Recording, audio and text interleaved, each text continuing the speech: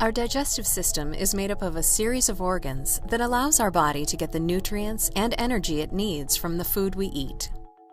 Digestion starts in the mouth, where chewing and saliva breaks down food so it is more easily processed by your body. Once you swallow, the food enters the esophagus, which is a muscular tube that connects the pharynx, or throat, to the stomach.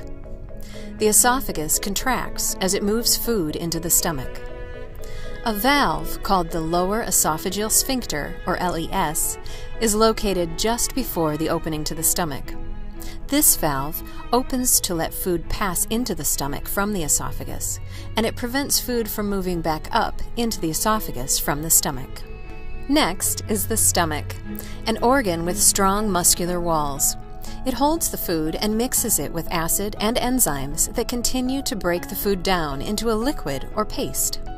Almost 20 feet long, the small intestine, also called the small bowel, is the workhorse of the digestive system. It will continue to break down food with enzymes released by the pancreas and bile released from the liver. It is made up of 3 segments: the duodenum, which continues the breakdown of food, and the jejunum and ileum, which are mainly responsible for the absorption of nutrients. Aiding the digestive process is the pancreas. Among its other functions, the pancreas helps digestion by producing digestive enzymes and secreting them into the duodenum, the first segment of the small intestine. These enzymes break down protein, fats, and carbohydrates. The liver is another organ with many functions. Its main responsibilities in the digestive process are to make and secrete bile, and to process and purify the blood, which contains newly absorbed nutrients that are coming from the small intestine. Bile has 2 main purposes: to help absorb fats and to carry waste from the liver that cannot pass through the kidneys.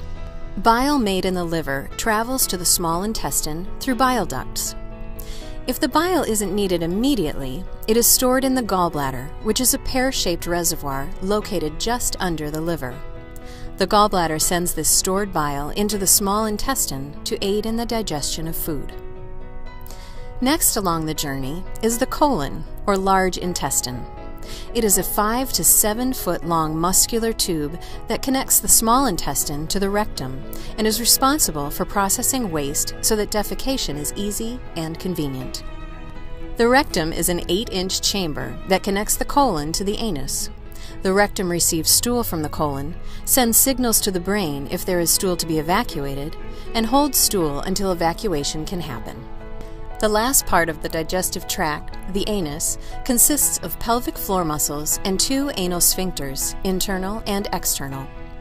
Together, their jobs are to detect contents in the rectum, determine whether the contents are liquid, gas, or solid, and then control when stool should or shouldn't be excreted from the body.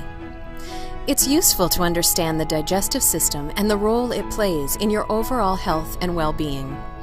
Knowing where to go when conditions of the digestive system affect your health and well-being is just as important.